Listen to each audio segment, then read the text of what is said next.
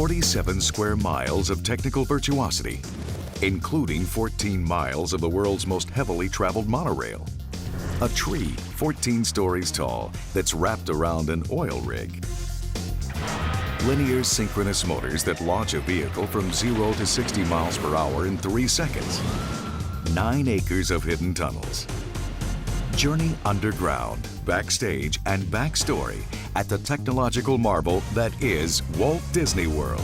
Next on Modern Marvels.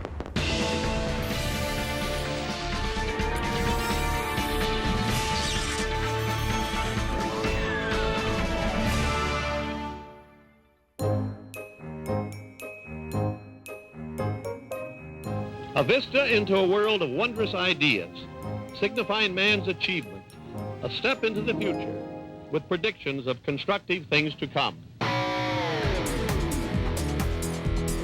Enter a make-believe world spanning some 27,000 acres and brought to life by cutting-edge technology. What was once swampland now boasts the world's largest theme park. The ride technology ranges from space-age centrifuges to enhanced motion vehicles powered by 3,000 psi of hydraulic pressure. And hundreds of audio-animatronics live through the power of pneumatics, hydraulics, and electrical systems. Our technology in the field of robotics really is evolutionary, beginning 40 years ago, and continues today building on that. Walt Disney World is made up of 4 separate theme parks, each with its own innovations. The first, the 107-acre Magic Kingdom, was born in secrecy when Disney purchased thousands of acres of land anonymously. The Magic Kingdom conceals complex tunnels that are the invisible arteries of the park. Transportation, costuming, computer controls, and even a high-speed garbage collection system are all hidden 14 feet below ground.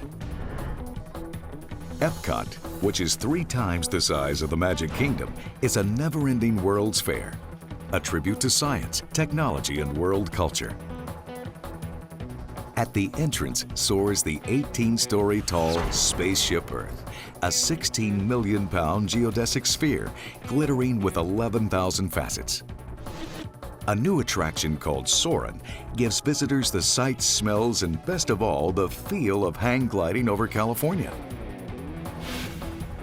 And at the end of every day, the Illumination Show unleashes propane flames and over 1,000 computer-timed fireworks and sends a 350,000-pound globe spinning across the park's central lagoon.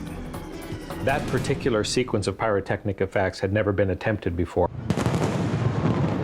Just a few miles away, Disney Studios is a salute to the golden days of Hollywood.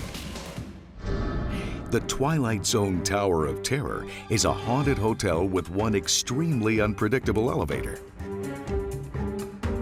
Thanks to an advanced T4 computer program, each lurching journey is completely different.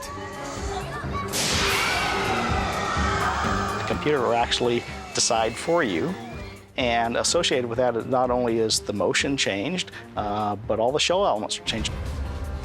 The Lights, Motors, Action Extreme Stunt Show sends lightweight, high-speed cars spinning 540 degrees and sailing off ramps both forward and backward. The newest park, the 500-acre Disney's Animal Kingdom, is almost 5 times the size of the Magic Kingdom. Disney planted 4 million plants to turn a Central Florida cow pasture into an African savanna. And the park's central icon has a very unusual structural support, an oil rig. On the 100-acre safari ride, African animals look like they're wandering free. In fact, it is a show set. It's a series of scenes that have been constructed through the manipulation of the landscape environment. Disney's Animal Kingdom is also home to Expedition Everest. At nearly 200 feet tall, it towers over Disney's other mountains, Thunder, Space, and Splash, and is home to a high-tech, high-speed roller coaster. The 4 parks are all part of this megaplex of a resort. Twice the size of Manhattan, it was the final vision and crowning achievement of a man who spent more than 40 years pushing the limits of technology to create entertainment magic. Walt Disney. Born in 1901, Walter Elias Disney spent his youth in Missouri. From an early age, Walt wanted to be a cartoonist, and by his 20s, he had his own Hollywood animation studio. His partner was his brother Roy, who ran the business side of the operation. From the very beginning, Walt used cutting-edge technology to create more compelling stories. In 1928, he produced Steamboat Willie, the world's first animated talkie. In 1932, he dazzled audiences with Flowers and Trees, the world's first cartoon in Technicolor, and the first to win an Oscar. And with Snow White, he proved that animation was strong enough to carry a feature-length film. I said, how do you do? How do you do what? He was about creating ever increasingly immersive stories. So he took storybooks and created animated films, and in each of those animated films, he continued to push innovative ways to increase the immersion into those films. So stereo sound, color, feature length. He always hired the best, and Walt was always pushing them to do more and more and plus it, as they said, you know. Plus it in the way that the scenes are done and the way the animation moves. And they did better work than they thought they were capable of. He may have been an artist, but Disney thought like an engineer. When he wanted to create a greater depth of field in his animated films, and thus a greater sense of realism, he worked with his staff to come up with a solution. In just a few months, they invented and patented a sophisticated animation camera called the multiplane camera. The individual pieces of artwork are stacked certain distances apart depending how deep you want the scene to look, and the camera is placed above, and the pieces of artwork are moved in towards the camera to simulate the camera panning through dimensional space. Walt's next leap in storytelling took him out of the animator studio and into a California orange grove. In the early 1940s, as he sat on a dirty park bench and watched his daughters ride a carousel, Walt had an idea. There should be something built, some kind of an amusement enterprise built where that the parents and the children could have fun together. He decided to create a place unlike anything the world had ever seen. In 1953, he purchased 160 acres near Anaheim, California, and set about building the world's first theme park. He gathered up some of his most creative talent and dubbed them Imagineers. On our first television program, we showed you a blueprint for a dream. Well, this is the blueprint, and the dream is Disneyland. Walt decided early on that the park's various attractions should radiate outward from a convenient central hub. Guests would be drawn to the hub by a dramatic landmark. And given the success of Disney's first feature-length animated film, Snow White, the landmark had to be a castle. This soaring castle would be surrounded by rides themed to Disney movies. Park construction began July 21st, 1954 at a feverish pace. The early days of the construction of Disneyland seemed sort of like a heartless task. It was nothing but a bunch of orange trees coming down and dirt and bulldozers and chaos and construction equipment and cement trucks. I've never seen so much madness in my life. The park opened less than 1 year later with all the fanfare Walt Disney could muster. But it was far from his greatest premiere. It was a disaster. In the first place, Walt could control everything except the weather. And it was one of the hottest days of the year in Anaheim. So the women's spiked heels were sinking into the freshly laid asphalt. They ran out of soft drinks. There were not enough drinking fountains. The rides broke down. Some smart fella counterfeited about 10,000 tickets. And so the place was jammed and it was a mess. And the next day it was like, oh my goodness, we have to go down there again. Everything's broken. We're going to have to take it apart. We're going to have to fix it. And we were in for a long summer. The summer wasn't that long. After a few weeks of ironing out the kinks, Walt's new park became a smash hit. Every day, thousands of people came to see mechanical animals lurking in the jungle, Dumbos that really flew, and a 5/8 scale Main Street that felt like the real thing. Once again, Walt had succeeded in combining technology with great storytelling. The theme park is the first experience wherein the audience can actually walk through the frame into the story and participate in that story in a way that was entirely unique. It went from being a passive experience to an active experience. Disneyland was an unqualified success, but Walt still wasn't satisfied. Outside the gates of his carefully constructed make-believe world, a disorganized mass of hotels, motor courts, and diners sprang up, breaking the Disney magic. And inside, practical concerns like garbage collection and employee transportation also spoiled the illusion. Walt knew he could do better, and he vowed to.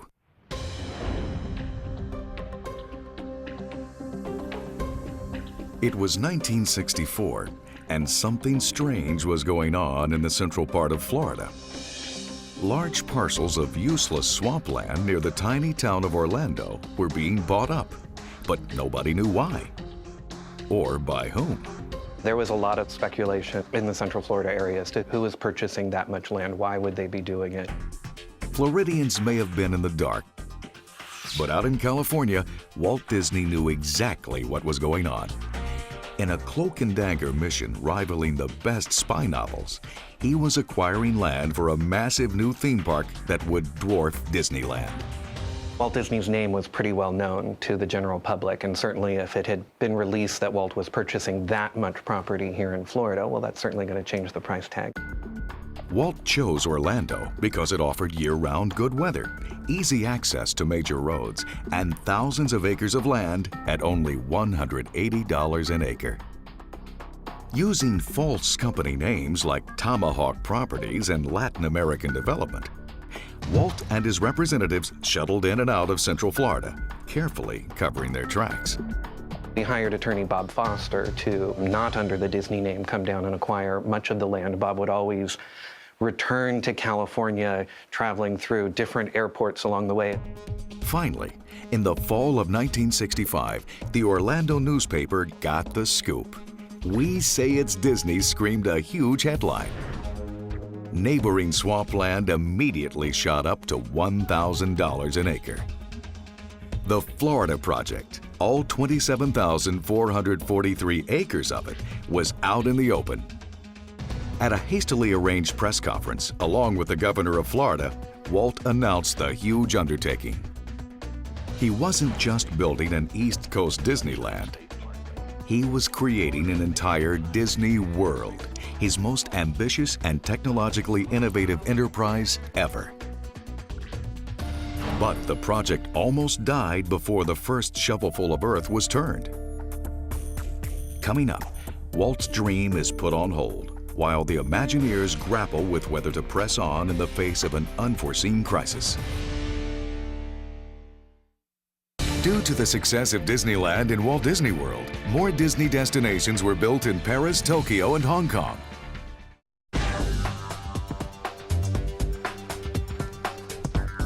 In 1966, Walt Disney launched the biggest project of his career, a massive theme park situated in the middle of 27,000 acres in Central Florida.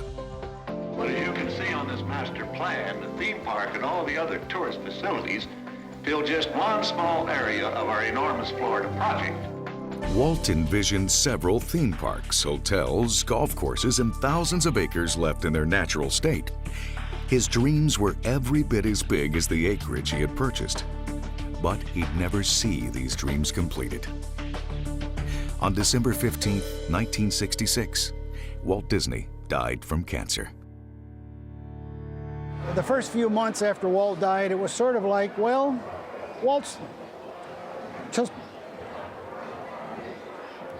Walt's just away Walt's just away for a while. Walt will be back from a vacation, and then we'll get on with the next things that we're going to do. The Disney company was devastated. Without their charismatic leader, many felt Disney World couldn't be built. It took us about a year to convince Roy O. Disney and the rest of the management of the Walt Disney Company that there was a lot of talent here that had worked with Walt Disney for many years and that we could do this project. Finally, in 1967, Roy Disney, Walt's brother and business partner, decided to move ahead with Disney World. The first project would be a theme park modeled after Disneyland, but more than twice as large. It would be called the Magic Kingdom.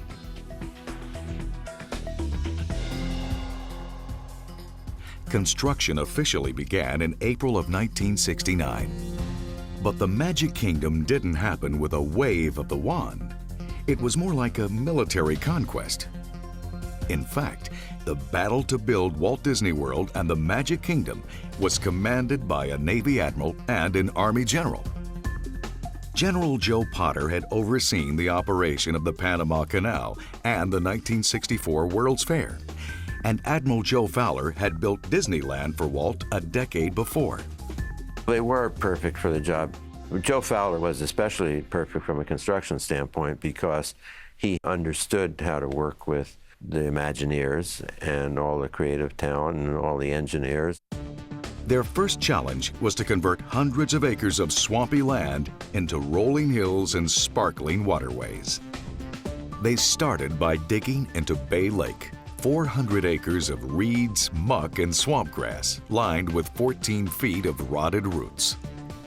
They drained the lake and went down and dug out a good layer of muck and mire that was down at the lake bottom.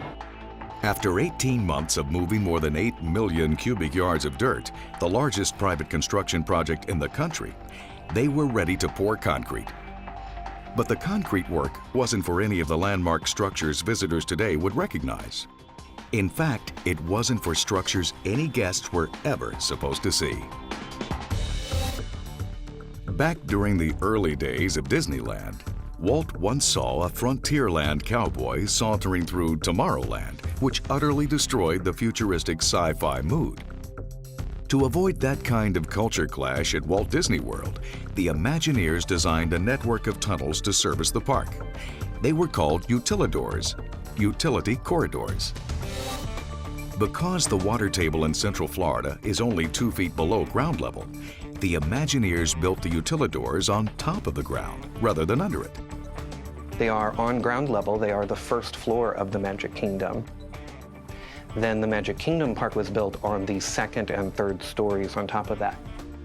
The Magic Kingdom is actually 14 feet above where the original elevation was. The utilidors made it possible to walk from one end of the park to the other in just 10 minutes without being seen by guests. The utilidors also hid many of the mundane operations that could break the Disney magic. They have office buildings, facilities, wardrobe, cafeteria. The tunnels also housed an underground trash collection system, one of the world's biggest vacuum cleaners. Our engineers found the Swedish system, the AVAC system, which we incorporated to collect trash pneumatically, you know, like those old department store things where the cashiers would take something and put it in a tube and send it off.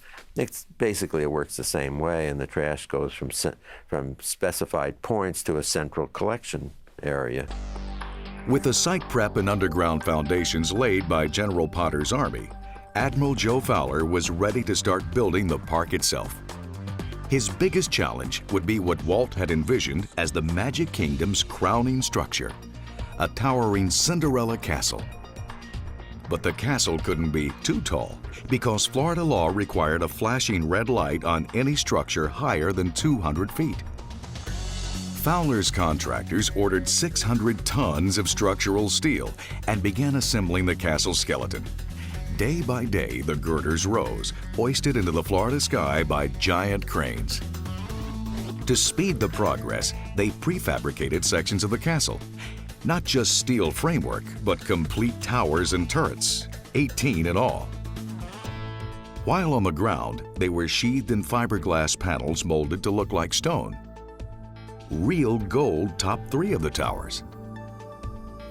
The highest tower of Cinderella Castle was hoisted and fastened in place 18 months after it was begun, in July of 1971.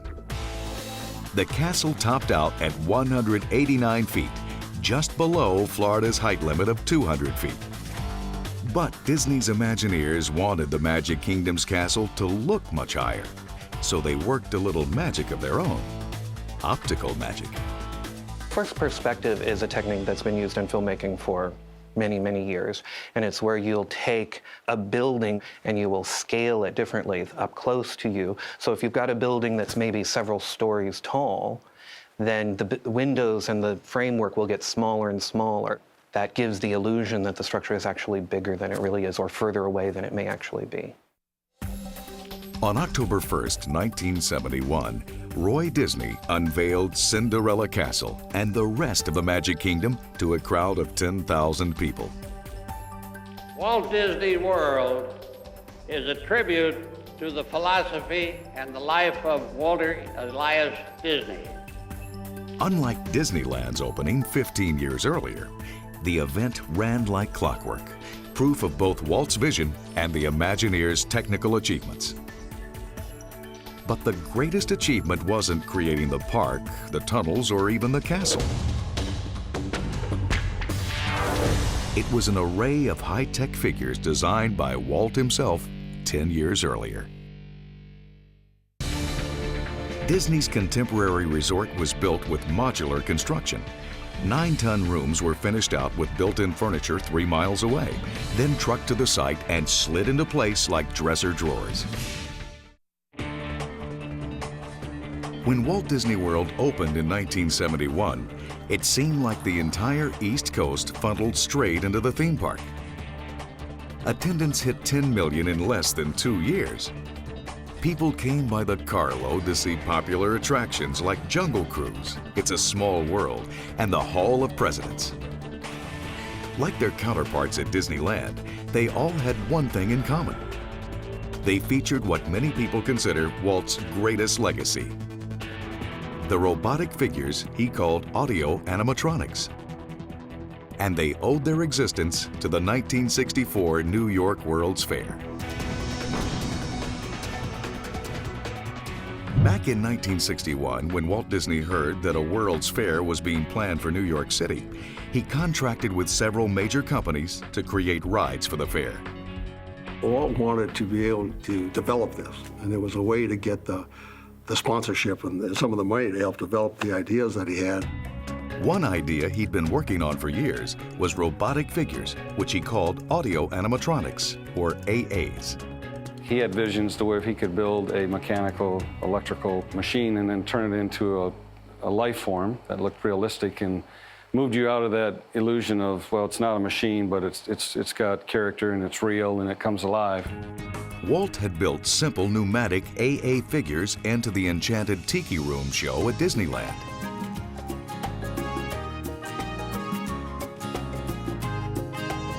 What made it so unique was all the surprises, that you'd be sitting there and all of a sudden the drums would come and the tiki poles would start to animate. And then, of course, the finale when the orchids up and the stuff would start singing. Everything in that theater comes to life. And that was very similar to what he used to do in his animated films, where flowers would sing and birds would talk, etc., and buildings would come to life. But Walt wanted more. He wanted lifelike human AAs. For years, his Imagineers had been struggling to create an audio-animatronic of Walt's favorite president, Abraham Lincoln. We wanted to bring to the people of today the inspiring words of the man who held this nation together during its moment of greatest crisis, the Civil War. When Walt started pitching ideas to the World's Fair, one of the World's Fair officials, Robert Moses, was fascinated. Robert Moses said, "I won't open the fair without Mr. Lincoln." The trouble was, Lincoln was nowhere close to being operational. The simple system that ran the tiki birds wasn't advanced enough for Lincoln.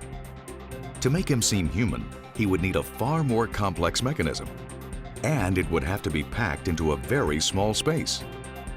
Lincoln's skull, to be precise. As the fair drew closer and closer, Lincoln still wasn't ready. Walt was very, very upset with it and told me, he says, Bobby, I want twice as many motions and half as much weight. Not having ever designed humans or animals, it was like a whole new thing, but which we're used to doing whole new things. I immediately saw it as an airplane fuselage with small bearings, small steel framework, and in 90 days I laid out the entire design. Lincoln was given an internal framework with 13 main structural units, all moving in dozens of directions. The articulated motions were powered by large pneumatic servo cylinders. Early tests proved the design could work. Still, there were problems. Walt was pulling out some of the dignitaries from the state of Illinois to where they could come out and preview what Mr. Lincoln was going to look like. Mr. Lincoln stood up and he started giving his speech. And at that time and frame, our hydraulic fluids were red in color. Unfortunately, when he was doing his show, we blew a hydraulic line in the torso of Mr. Lincoln, and then all of a sudden he collapsed, and we had this red dye fluid started to leak through his white shirt. Some of the dignitaries in the audience said, "Oh, you've recreated the assassination of Mr. Lincoln," and Walt wasn't very pleased about that. So from that point on, we had to use clear hydraulic fluid. He made his debut at the World's Fair in April of 1964 to a stunned audience. There were reports at the New York World's Fair that Mr. Lincoln got up off the stage and shook hands with people. But from the Imagineers that I talked to who were there, that never happened. And he essentially was bolted to the floor for the duration of his run. Just resonated with people in a way that left them very enthusiastic, not only about Mr. Lincoln, but about seeing entertainment robotics in general. Now that they could make human figures, Disney's Imagineers created hundreds of AAs. They were traditionally hydraulic or pneumatic figures. This means that they have either fluid going through tubes at high pressure, that's hydraulic, or pneumatic is air going through tubes at varying pressure. As the air or fluid flowed at varying pressures, it triggered the actuators, the mechanisms that cause the automatic motions. We have what we call rotax, which is short for rotary actuators. They do a rotary motion of a wrist twist or torso twist. Then we have linear actuators that will do a linear motion. Actuators powered even the tiny facial movements that make AAs so convincing. We have an actuator that we call the pinch actuator, and it pinches the corner of the lips, that when you pronounce certain words, the corners of your mouth will pinch. And then the actuators down off the side is what we call the smile actuators. So when those actuators move up and down, they actually pull the lips back and give the look of the figure smiling. Up at the eyes, we have an actuator that can either be digital or analog that will give you eyes right or left. If they're digital, they're spring-loaded and they will come back to center each time. If they're analog, they will go from point A to B, and we can stop them and control them any range and point we want. Better control and thus greater realism was always the goal for AAs. But in the early days of Disney World, that realism required a trade-off in speed. If we wanted to move the arm swing real fast, what would happen was the figure would stop and then it would shake and resonate and go all the way through the whole figure. It looked very unnatural. So what we would do is we had to slow that function down to where it looked fluid and more natural and not resonate and shake. So we always had to sacrifice speed for control, which drove the animators crazy because they wanted speed and still have control. The Imagineers created a breakthrough in audio-animatronics in the 1980s. By adding a new circuit called compliance, they were able to control the amount of force pushing or pulling on a movement. We have built-in compliance in the human body to where when my brain says stop, maybe the inertia makes my arm overshoot a little bit and then comes back to where I told it to stop, you know? But it looked very natural because that's how the human body works. We did the same thing with an electronic circuit and either pressure transducers or a mechanical Hall effect sensor. We can get that fast speed now, and then it will naturally overshoot and come back that looks very realistic and, you know, fluid like the human body. So with that new technology, we're able to make figures almost look just like us, sometimes even better. Today, the Magic Kingdom's AAs populate dozens of attractions. From shows like the Hall of Presidents, where Abe Lincoln still stands and talks, for 1,000 generations, rejoice. To adventures like the Jungle Cruise. Each attraction is a precision-timed combination of soundtrack, which includes music, dialogue, and sound effects, and AA motions. The complex animated characters are controlled by the Digital Animation Control System, or DAX. It's located in climate-controlled rooms in the tunnels beneath the Magic Kingdom. Electrical cables that run through the tunnels connect the programs to the shows, enabling technicians to run the shows from a remote location. Each one of these is a flash memory card that contains all of that data in a non-moving and non-volatile format, so there are no moving parts. As the chip plays, it hands off to the next one, and then hands off to the next one, and so forth, until we have a complete message. We're able to patch into the cards to monitor their performance. Rap on a table. It's time to respond. Send us a message from somewhere beyond. Today, a small army of audio-animatronic characters populates the Magic Kingdom, some 1,100 in all. It's the kind of creativity and technology Disney's Imagineers would put to work yet again when they tackled their next park. Coming up, building the world's first geodesic sphere and the technology behind Disney's cutting-edge fireworks displays. Disney's audio-animatronic figure, Lucky the Dinosaur, has traveled the globe, making visits to California, Orlando, and Hong Kong.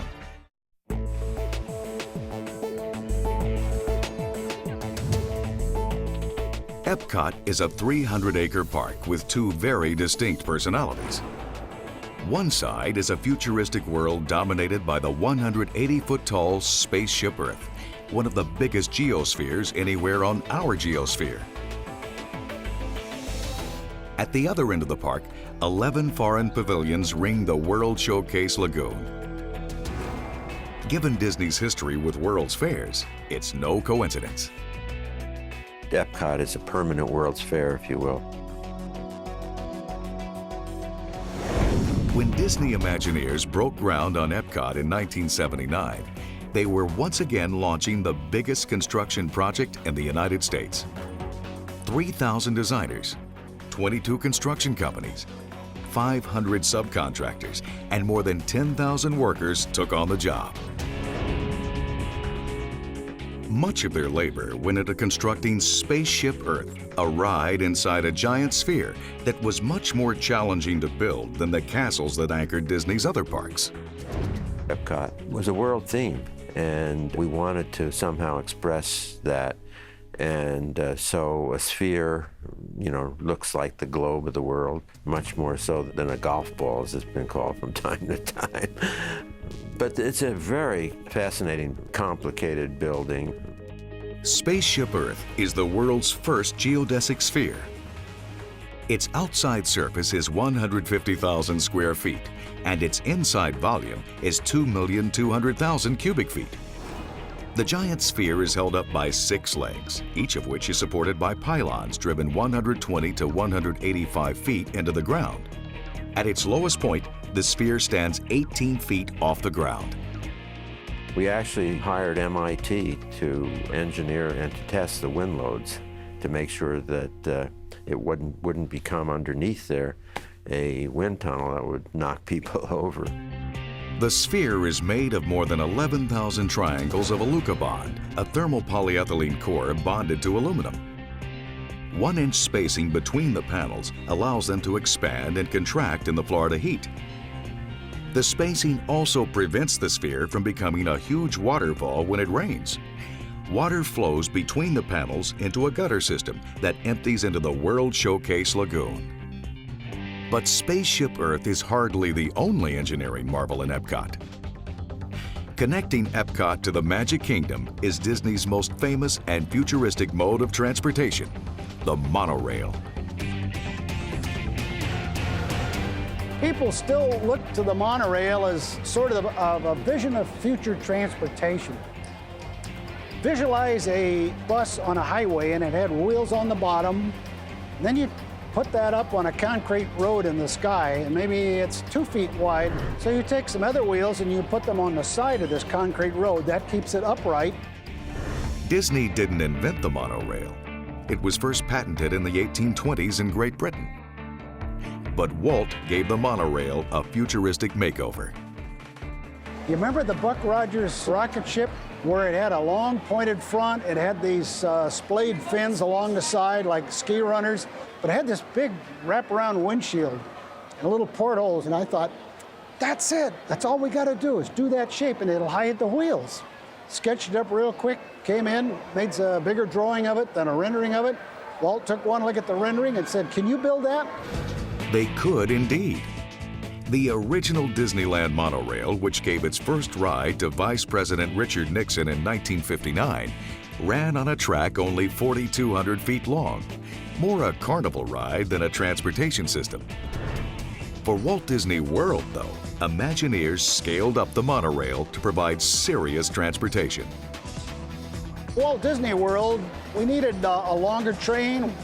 So we took basically what I call the original Mark III design that we put into service here in 1968, and we made it wider and we made it longer, and I designed a new body to go on that train that had this sort of Learjet sweeping windshield look to it. In 1990, the monorail was upgraded again. It's a fiberglass composite body on a steel frame. And the fiberglass body is built under the same premise as an aircraft body. So the entire body itself, without any equipment on it, weighs about 800 pounds because the weight was a big consideration. They didn't want to increase the weight, but they wanted to increase the capacity, and that's how they did it with the composite bodies. The new fleet of 12 trains, each made up of 6 cars, increased capacity by 30%. The monorail now carries 50 million people a year. Unlike most conventional trains, which have a single locomotive that pulls all the other cars, each of the monorail trains contains 8 electrical motors, putting out 113 horsepower apiece. They're powered by a 600-volt DC electrical system, which feeds current through an electrified metal bar running the length of the beamway. It's a large toy electric train. It picks up power off the beam and powers DC motors. It's certainly the most expensive toy train in the world. Building the high-tech, high-rise system cost a staggering $1 million per mile for the 14-mile route, and that's in 1970s dollars. Part of the route runs directly through the lobby of the Contemporary Hotel. But the monorail slips in and out so quietly that the hundreds of guests are never disturbed. Try that with a diesel locomotive. Daily servicing takes place in the monorail maintenance facility. We actually have 3 sections in the shop called dropout beams, one on beam 1 and one on beam 10. It's actually pieces of beam that scissor down, drop out, and we can roll them out of the way so we can service items under the train. Because of the continuous preventive maintenance, the monorail is amazingly reliable. We run at about 99.9% efficiency. On our bad months or bad weeks, we run about 99.8%. Since Walt Disney World first opened, the monorail has hauled over 1 billion riders, making the system the most heavily used monorail in the world. Worked out to be a very slick system, looked like the future, still looks like the future. While the monorail is a Disney adaptation of long-existing technology, one of its newest rides is a brand new concept, invented with the aid of an old erector set.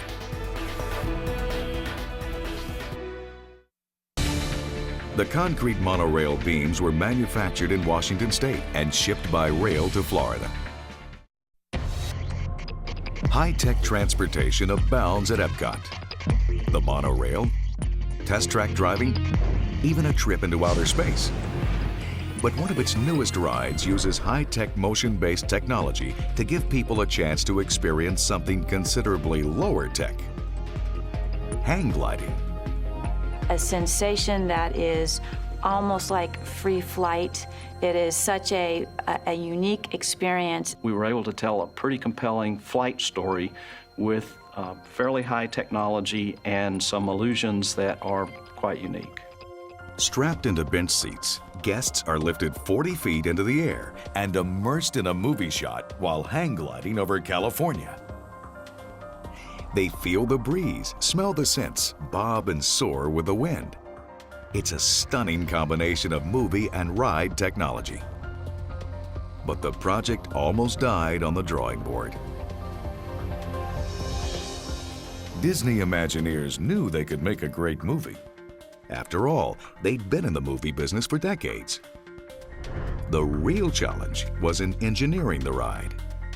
One idea was, if you think of going to your dry cleaners and when your clothes go by in a moving rack, we were going to do something like that where you'd be in a flying harness and sort of suspended and moving along.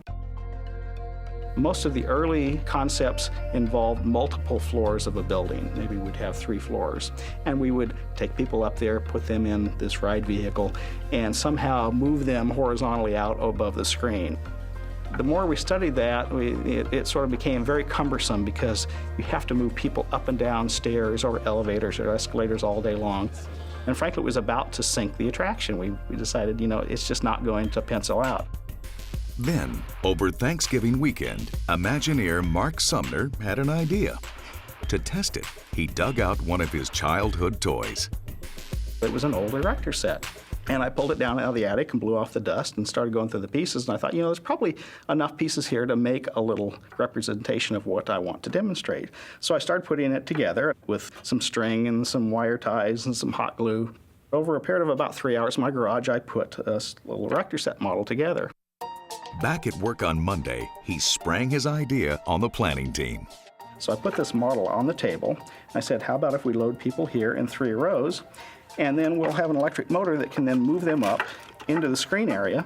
And while they're up there, since we already have this motor, maybe we can move them around, maybe we can swing them back and forth a little bit, and when they're done, we can simply bring them back down to a normal theater environment and let them leave.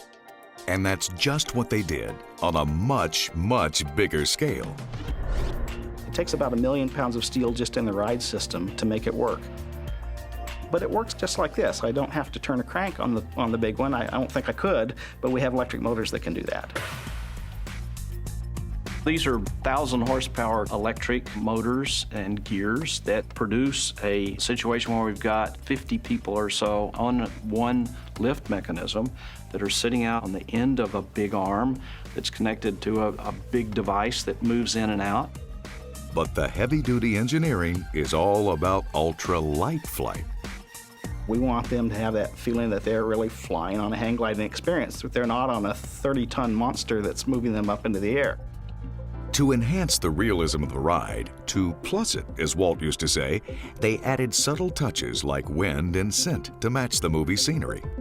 So what we ended up with was this aluminum wing. It's built much like an airplane wing that is raised when you set down, but then just before you lift off, it comes down. Built into that for each guest is a variable speed fan, and it's actually behind them and it's very quiet. And inside the wing, we've designed these air chambers that actually bring it around to the front and will blow wind in your face. We can vary the wind pressure to match the scene. When we decided to add the scents, to add a little extra, we found out that we could take our scent boxes. We have mechanisms that will inject scents, and we actually inject that into each of the fans. So it's not like it's overbearing, it just sort of is in the wind like it would be if you were actually hang gliding. Now it's one of the most popular rides at Epcot. You can go to a movie, you can go on a ride. How often do you combine the two?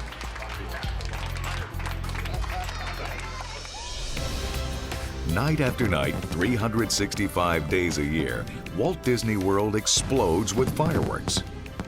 In fact, the resort is the world's largest consumer of fireworks, burning through roughly 1 million shells a year.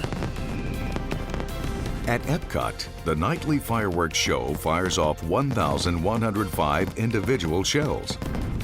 They're launched from 750 mortar tubes and 56 firing modules located at 34 positions around the lagoon. Most of them, though, are launched from 4 floating barges, which are loaded early each morning in a backstage lagoon. But this show is much more than fireworks. Music, lasers, jets of fire, fountains, and a 28-foot globe combine to create an aerial display unlike any other.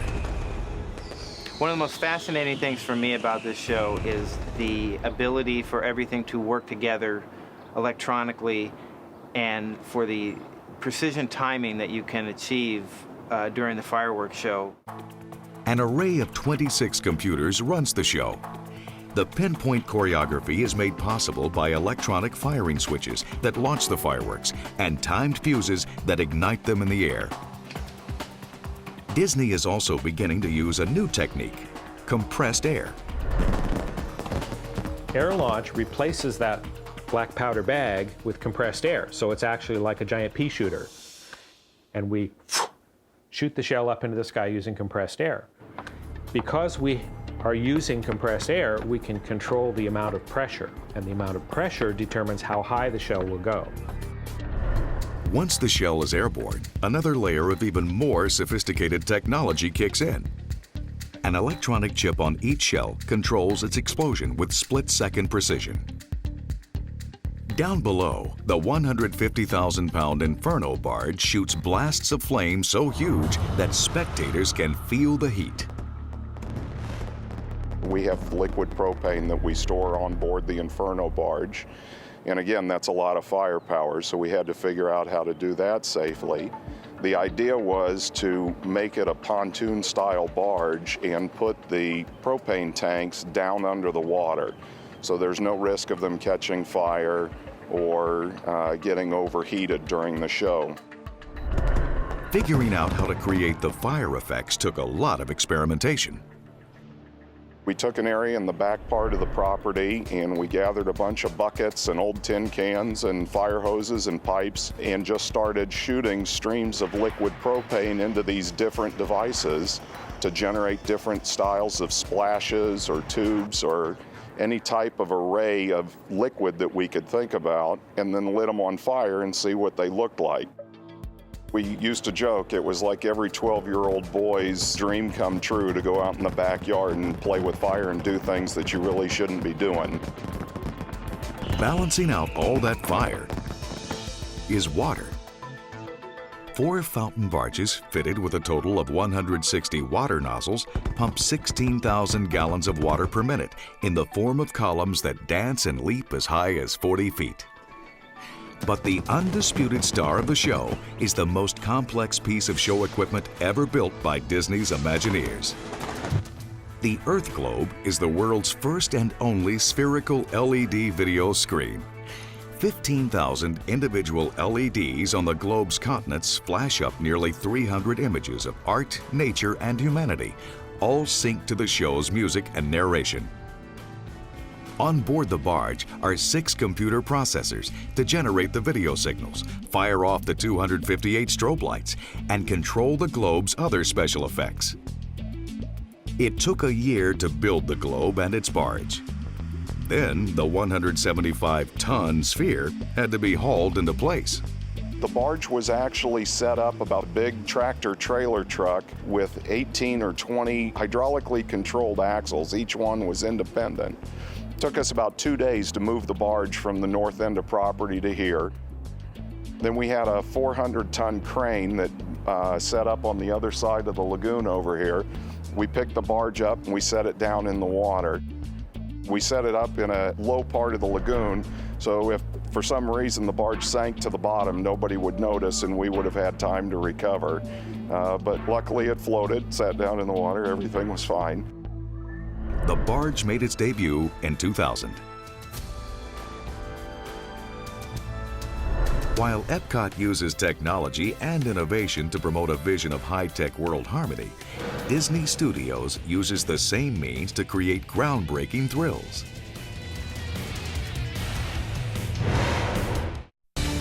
There's almost half a mile of propane gas piping in the Inferno barge. By the 1980s, with attendance at both the Magic Kingdom and Epcot swelling, Disney Imagineers decided to create another theme park. Once again, they set out to surpass their earlier work, to plus it, as Walt would say. And once again, they took their inspiration from Walt himself. They returned to his roots in the motion picture business and created the Disney Studios. It's everything about show business, how it's done, nostalgic tribute to it. It's about Hollywood, it's about Broadway, it's about radio, it's about television, and especially movies. At Disney Studios, the Imagineers set out to create their most technologically complex ride to date. The Imagineers wanted to combine a haunted hotel setting with a dramatic sensation of falling. The result was a haunted elevator ride with a mind of its own. The Twilight Zone Tower of Terror. There's nothing more fearful, I think, for many people than the notion of an elevator, out of control. Creating this thrill ride required groundbreaking technology, combining two different types of rides into one. It was one of the most ambitious from a technical standpoint that we'd ever undertaken. If you think about a normal ride, it's one ride system. We have multiple motions. The ride begins with a smooth ascent. But then the doors open and the ride vehicle moves horizontally into the dark corridors of the haunted hotel. We have a completely different ride system that moves them horizontally in the attraction. Creating the horizontal movement was easy enough. Disney turned to a technology they'd used before to control vehicles without operators, tracks, or rails: wire-guided vehicles. The vehicle is actually equipped with a sensor plate underneath here that rides very close to the floor surface, and it picks up computer signals from the wire to guide the vehicle, wire guidance system, to guide the vehicle along its path. It tells it speed, direction, it reverses forward. It actually even turns to the side. So there's a lot of signals that can be transmitted between the two that actually tell the vehicle how to move in its positioning. Then suddenly, the ride lurches into a series of hair-raising lifts and drops.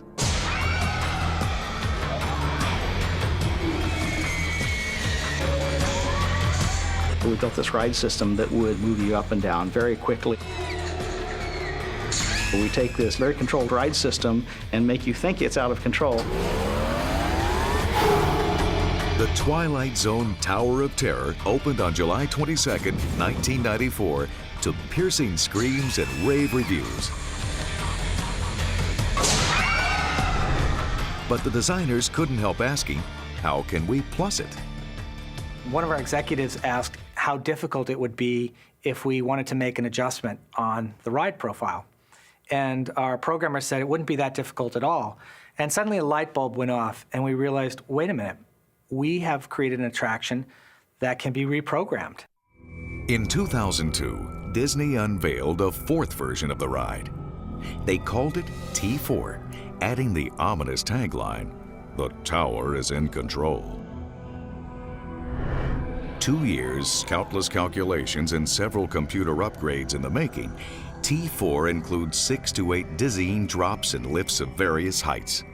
But the exact number and the sequence are generated randomly inside the computer. Each ride is different.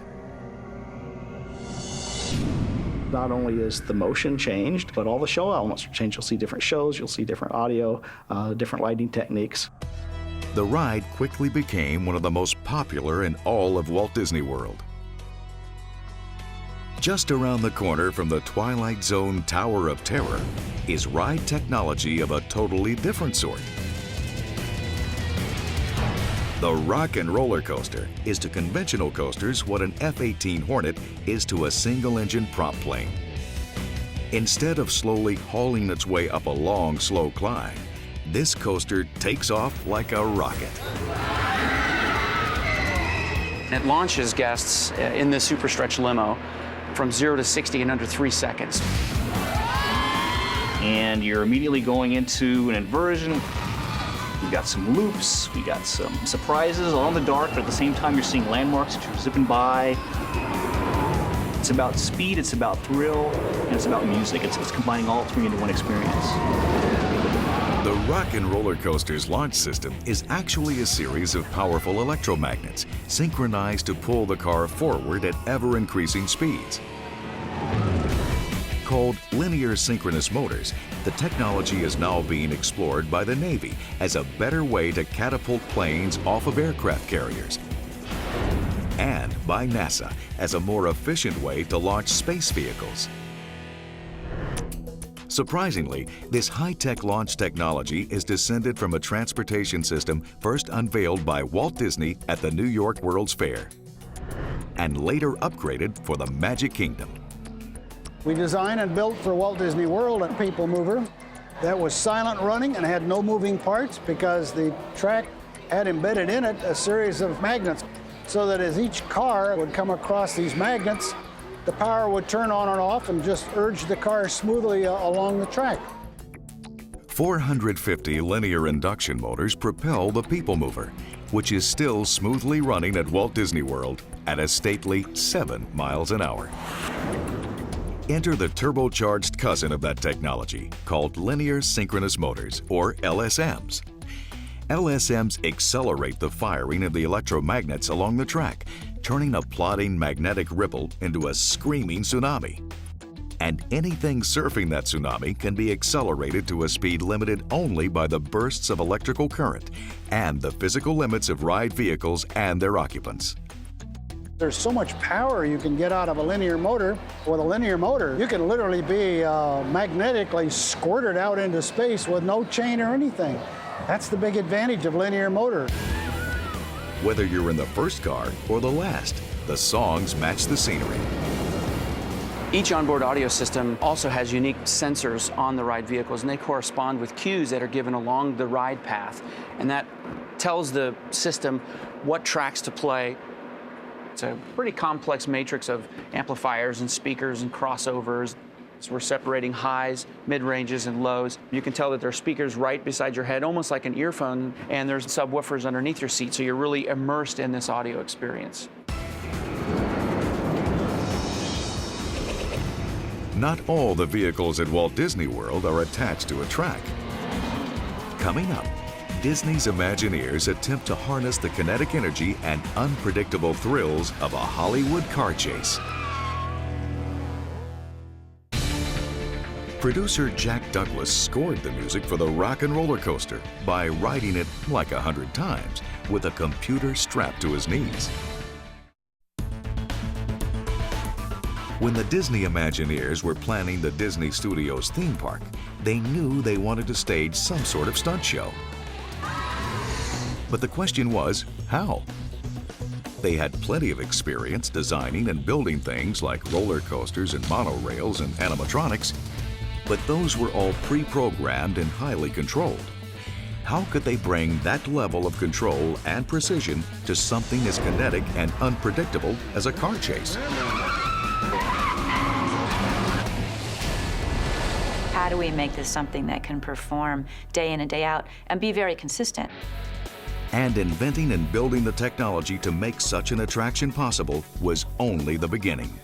A lot of science went into designing the way we're going to stage everything. Creating the show began with finding the right location. In this case, a 5-acre corner of the park that was ripe for redevelopment. There was only one problem. A canal ran through the site. We had to move the canal in order to make room for it. But that kind of obstacle is something that we face probably every time we build something. Once the engineers redirected the canal, the Imagineers began building a 177,000 square foot arena that included a 5,000-seat stadium. First, they poured concrete footers 4 feet deep to support bridges and ramps. Beneath it all, the Imagineers buried a pit big enough to hold liquid propane. We do have a pit that all the accumulators are for the LP gas, which are fed from a fuel farm, which holds propane, which fuel these accumulators.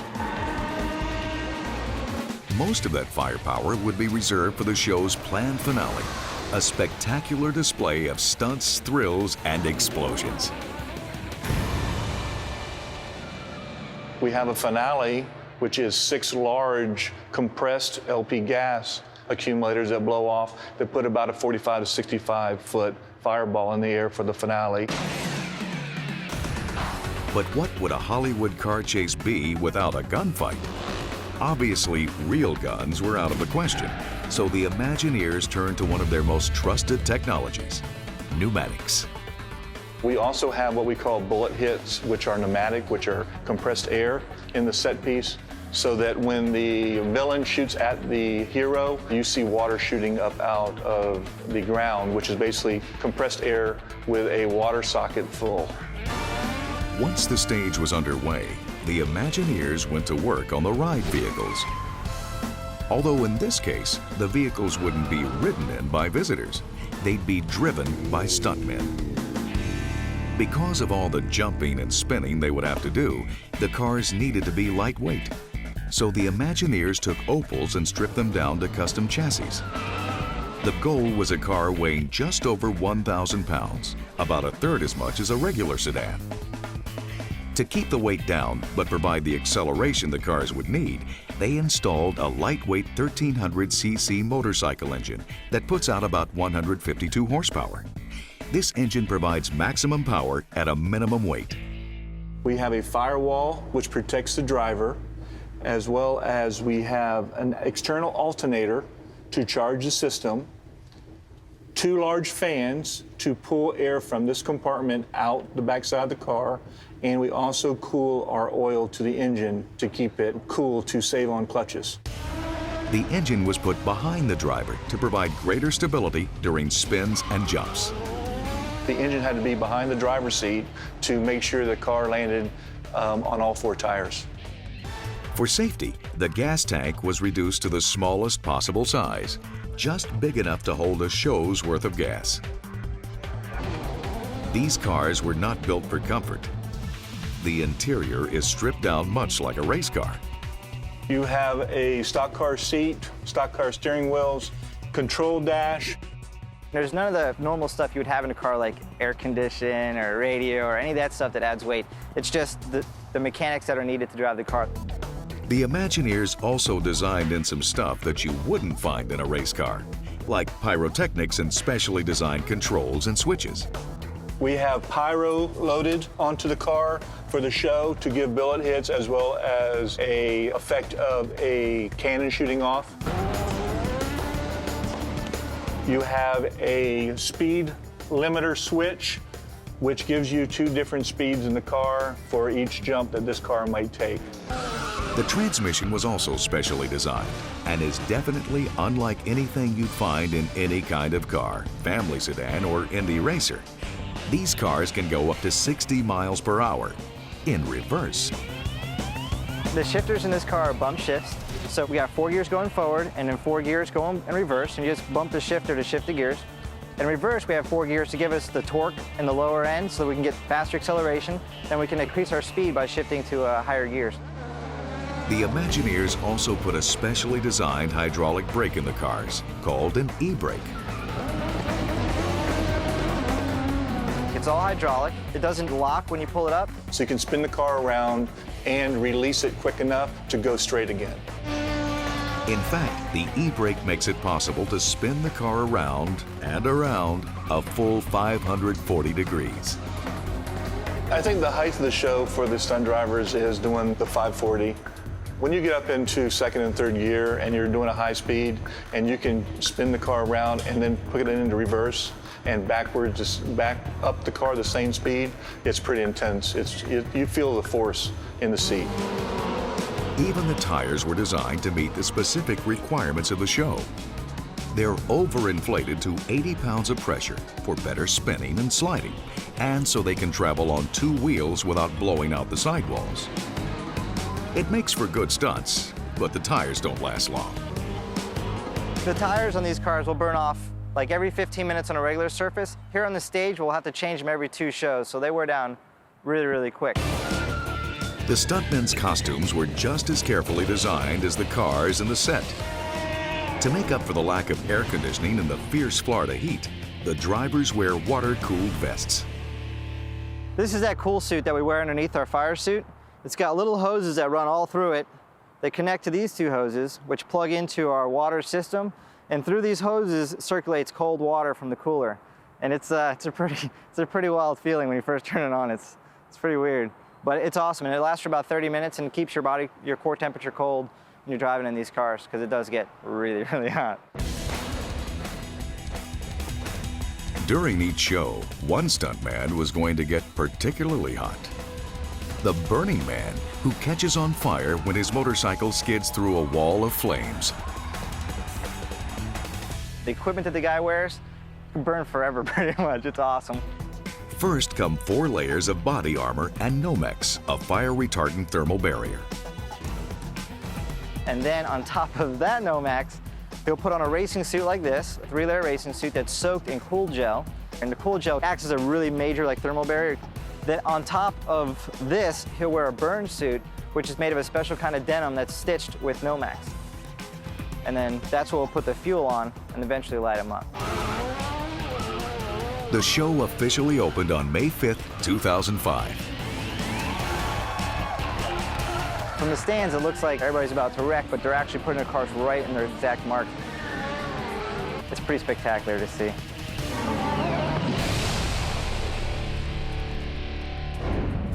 Coming up, Walt Disney World's newest park, which is home to a tree that's 14 stories high.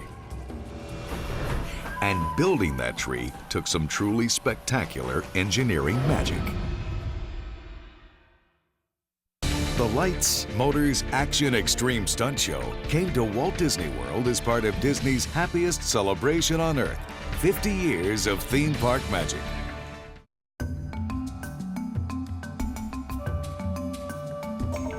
Disney's Animal Kingdom, Walt Disney World's 4th and largest theme park, opened in April 1998. Covering more than 500 acres, this mammoth theme park is almost the size of Epcot, the Magic Kingdom, and Disney Studios combined. This final park would have amazed even Walt himself. Here, audio-animatronic dinosaurs face cataclysmic extinction hundreds of times a day. And in the park's centerpiece attraction, Kilimanjaro Safaris, wild animals range across 110 acres of transplanted African savanna with what appears to be complete freedom of movement. Kilimanjaro Safaris is a huge dry land version of the Jungle Cruise at Disneyland, but the way Walt Disney envisioned it a half-century earlier, using real animals. Walt was fascinated with wild animals. When he built Disneyland back in the 1950s, he originally planned to put actual hippos, giraffes, and monkeys along the banks of the Jungle Cruise. As we know, animals do whatever they want, so you couldn't, in the short space of time that people would be on the ride, in these small areas that they would be looking at, make sure that these animals would be doing what you'd like them to do or in a place you'd like them to be. So AAs had to fill the bill at the time. But for Disney's Animal Kingdom, Imagineers finally had the resources and the technology to fully realize Walt's vision. Kilimanjaro Safaris gives the appearance of being a wild environment that you drive through in a vehicle and you see these animals roaming around. In fact, it is a show set. It's a series of scenes that have been constructed through the manipulation of the landscape environment. There is some edge somewhere that the animals cannot go beyond. So either those edges are invisible to you, the viewer, or in many cases you're looking right at the boundary, but you don't recognize it as a boundary. It might look like a mud earth bank of a river, or a little row of rocks, or you might just notice a little shadow in the grass where unseen to you there could be a hidden moat or trench or fence. Working with wild animals provided some challenges. To encourage the animals to stay within sight of the vehicles, the Imagineers employed creative tricks, particularly for the lions. We do a whole variety of things, from providing artificial heat, artificial cooling, sunlight, shade, shadow, water, food, things to do. Animals are like people, they get used to things and you have to try new things. So we were misting for a while. There was this very cool mist that would just land on the rocks up where the lions would sit, and they would like that, and they'd sit there for a while, and then they got bored with that, and we switched to shade. By the time the Imagineers started building Disney's Animal Kingdom, they had a lot of experience at turning Florida swampland into pristine theme parks. But here, they wanted to create greater authenticity on a grander scale than they had ever before attempted. This was essentially a flat cow pasture. We actually had cows grazing on the site. We had to actually create every hill, mountain, elevation change that you see on the site.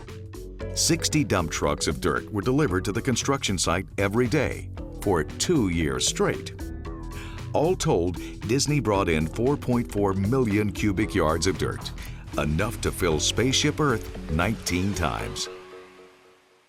With the site prepared, Disney proceeded to install some 4 million plants. Virtually every living plant that you see in the park was planted by us. Some they grew themselves from seed, but in accelerators that produced full-sized plants in a fraction of the usual time. And some they moved from elsewhere in Walt Disney World. There were existing stocks of big trees. They had been planted like 25 years ago. And since they're on our property, we can move them. So we were picking up some big trees. The park's biggest and most significant tree measures 145 feet tall. That's 14 stories high, with a trunk 50 feet in diameter. It's called the Tree of Life. But the Tree of Life isn't a real tree, and it's far from alive. Like Cinderella Castle and Spaceship Earth, the Tree of Life is a highly engineered, technologically sophisticated landmark that dominates the park.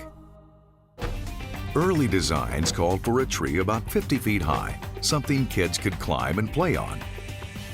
Gradually, though, the tree took root and grew, on paper, to 3 times that height.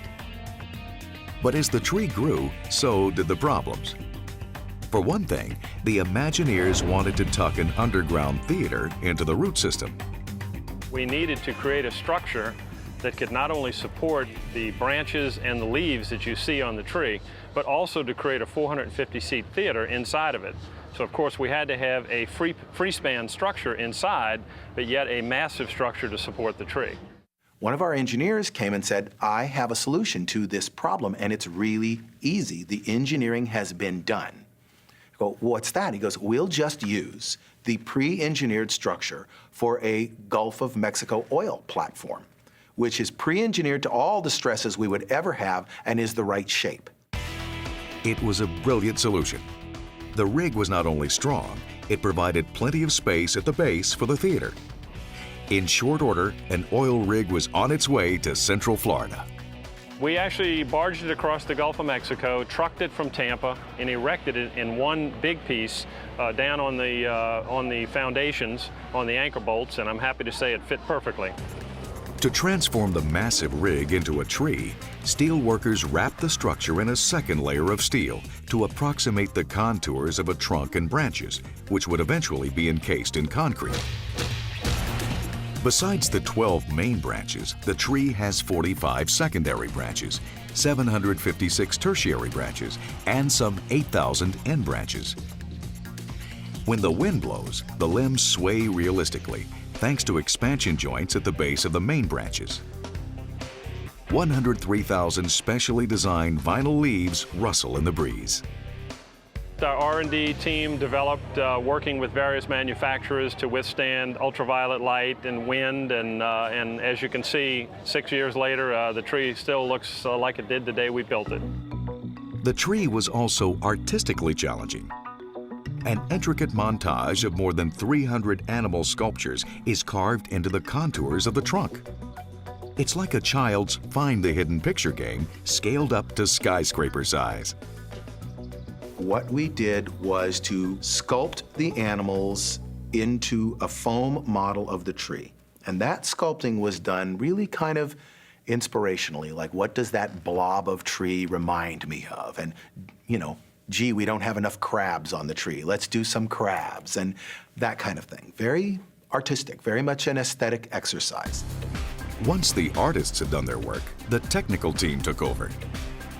Then we sectioned the tree off into little cubes, and each of those little cubes was scanned. And those scans were used to create giant metal and lath cubes, which were then helicoptered in and placed around the tree, and then they're welded together. And what you end up with is a metal cage replica, full size, of the little model that you had sculpted. Artists spent the next 12 months, rain or shine, sculpting the network of animals.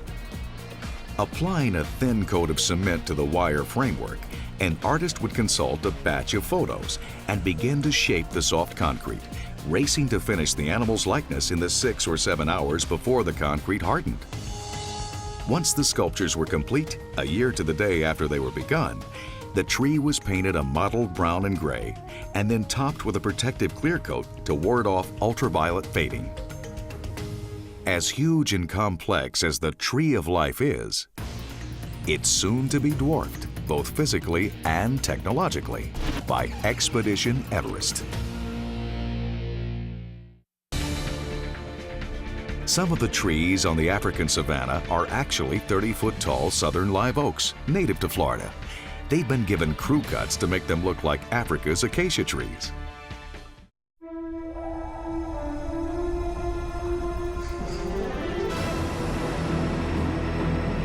Dinosaurs have been roaming through Disney stories since 1940, when the animated movie Fantasia featured them fighting to the death.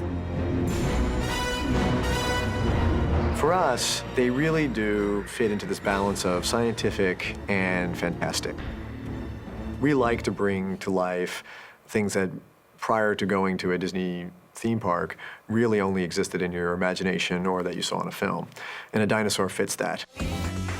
So in designing Disney's Animal Kingdom, it was only fitting to include dinosaurs. But as usual, the Imagineers decided to plus it. They're some of the largest, smoothest, fastest creatures that anybody has ever made. They owe their speed and motion to yet another advance in audio-animatronic technology. We went from a 500 PSI hydraulic system on the older figures, or 100 PSI pneumatic, to 3,000 PSI.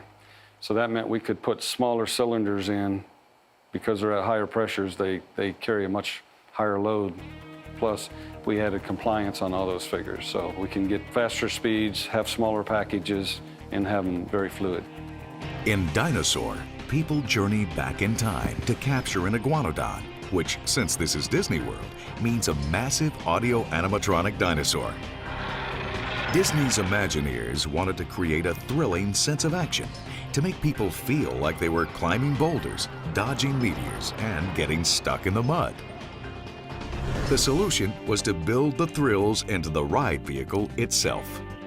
We named it the EMV, the Enhanced Motion Vehicle. And this particular vehicle has a lot of capabilities. It has four-wheel steering. So right off the bat, you're not your typical truck. The four-wheel steering allows for tight turns and quick maneuvering, which simulates driving through very rough terrain. The real action, though, comes from hydraulic actuators that move the car body itself, much like in audio-animatronics. What we have here is a motion-based vehicle that is actuated by 3,000 PSI of hydraulic pressure. We have 100-gallon tanks that hold the hydraulic fluid, and from there it's sent out through hydraulic lines to the actuators themselves, controlled by the onboard computer. We have the ability to perfectly coordinate the motions of the vehicle with things that are happening around the vehicle.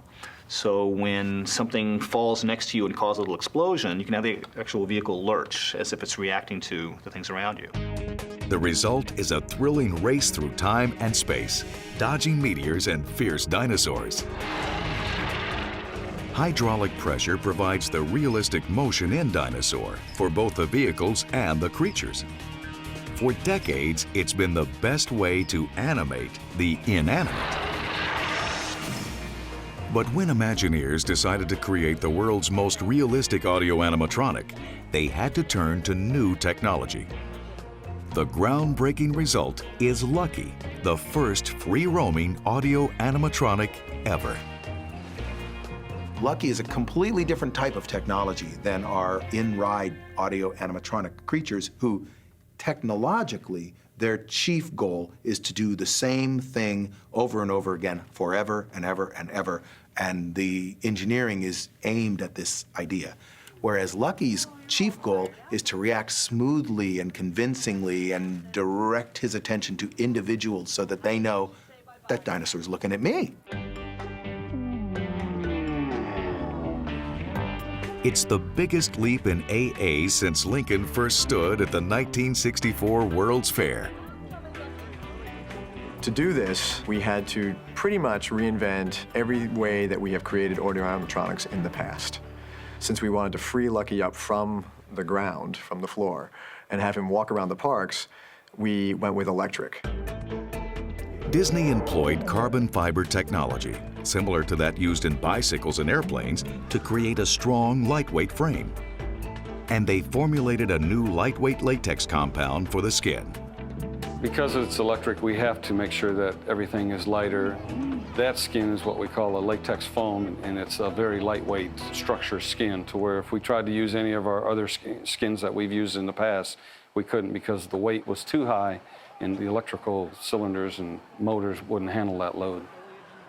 This is the first skin where the guest can walk right up to and actually touch. So the feel of the figure actually had to feel like what you would think a dinosaur would feel like. Disney also came up with some innovative and highly proprietary software. This is where we pushed the innovation beyond what anybody had done prior to us. This had to be operated by one person. Everything from an eye blink to walking to turning his head. All of those had to be controlled simultaneously in real time in front of guests. That actually isn't possible. So to pull it off, we wrote a very sophisticated piece of software that actually co-puppets the figure with the human. So it's a human and a piece of software or a computer that is bringing Lucky to life whenever you see him out on stage. The results are remarkably lifelike, even to the people who created him. I kid you not, the team that works on Lucky take Lucky very seriously. They view this as a living creature. They ask how he's doing in the morning, how does he feel. There's only one Lucky so far, and he's spending time in several Disney theme parks around the world. In the fall of 2005, he helped open Hong Kong Disneyland. One reason Walt loved his theme parks was because, as he put it, they would never be finished. They would always be evolving, improving, and growing. One of the most ambitious new attractions now taking shape is Expedition Everest, whose steel frame summit towers 199 feet above Disney's Animal Kingdom, more than 50 feet higher than the Tree of Life, and 10 feet higher than Cinderella Castle. Expedition Everest will contain a roller coaster thrill ride inside the mountain, and thus join Disney's long chain of roller coasters housed inside mountains. Space Mountain is the most famous, but the first was the Matterhorn at Disneyland. In fact, the Matterhorn made roller coaster history when it debuted in 1959. Roller coasters originally were always made of wood, and it would have flat steel plates attached to the top of the wood and to the sides of the wood. This had to go inside a Matterhorn mountain. There was no way to do the conventional woodwork. What's the easiest thing to bend? Well, you know, you can bend electrical conduit pretty simple. They figured you could take pipe. You could bend pipe, and then you could weld it together with ties between the rails. It was nothing more than a simple expedient of how to get this done easy.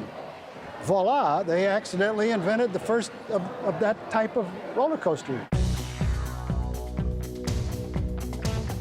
Since then, almost all roller coasters have been made of curved steel, allowing for tighter turns and faster speeds. Expedition Everest will be made the same way, but on a huge scale. The roller coaster is a traditional gravity roller coaster. It uses a chain lift and very, very large motors to lift the train to the top of the mountain, where gravity then takes over, and we have all the stored energy of a train full of passengers at 100 feet in the air, and the amount of energy that large mass has at that height. Creating a mountain to enclose a ride this huge is no easy task. The mountain is a complicated structure. On the outside, it looks like a mountain. That's very nice, but in fact, it's 3 independent architectural systems. There's a rigid system, which holds up the concrete of the mountain and is, by definition, absolutely rigid. There's a flexible, dynamic system, which is the ride track, which, because this multi-ton vehicle is moving on it, that ride track has to move, but it can never touch the mountain. Those 2 systems can't touch each other, but they have to be built simultaneously, so the steel of one is actually penetrating through the steel of the other, and if you put one little piece of steel in at the wrong time, you've stopped your entire construction process. We poured a very, very large mat foundation over an acre of concrete over 3 feet thick to spread the load of both of those 2 structures. And then we began the construction of the roller coaster and the exoskeleton, the mountain static structure, at the same time. Further complicating things is a giant Yeti, the mythical guardian of the mountains. The Yeti is so big that the Yeti is sitting on his own independent architectural structure that goes all the way to the footings of the building and cannot touch either the ride structure or the existing architectural structure of the mountain. And all of these things had to be simultaneously constructed because they're all big and you can't put one in after you've built the other one. Disneyland's Matterhorn also features a Yeti, but the one at Expedition Everest will be both huge and incredibly nasty. For now, he's a closely guarded secret. Our Yeti is gritty, real Yeti with, slobber and wet legs from walking in out of the snow and matted dreadlock hair and, a real animal. An animal that you see for a very brief moment, but when you see it, you think, wow, was that really real? Once Everest's basic structures were in place, workers began creating the rockwork. Although this mountain is no more encased in rock than the Tree of Life is covered in bark. The mountain structure is covered with over 5 acres of themed carved rockwork. The matrix of plaster that's carved to replicate as closely as possible the geological rock forms that you'd find in the Himalayas. From here, we're actually seeing some of the scaffolding on the exterior of the mountain. That scaffolding is used to provide access to the workers to install the lath, which is the matrix that the plaster is applied to, and then carve that plaster and then finally paint it. Thousands and thousands of construction workers from Central Florida working on the project, and it's like conducting an orchestra. After 3 years of construction, the mountain will finally be complete, and Expedition Everest will open to the public. At Disney, it's been said, no good idea is ever allowed to die. Expedition Everest seems to bear that out. It's another huge expansion on the theme park concept Walt first unveiled at Disneyland. A lot has happened in the 4 decades since Walt Disney first sketched out his idea for his biggest and most ambitious project ever. Walt Disney World is huge and complex in both its overall vision and its day-to-day operations. It's not exactly what Walt described to the world when the veil of secrecy was lifted from his mysterious Florida project. But it's the closest thing on Earth to a real-life embodiment of Walt's biggest, grandest, most magical dream.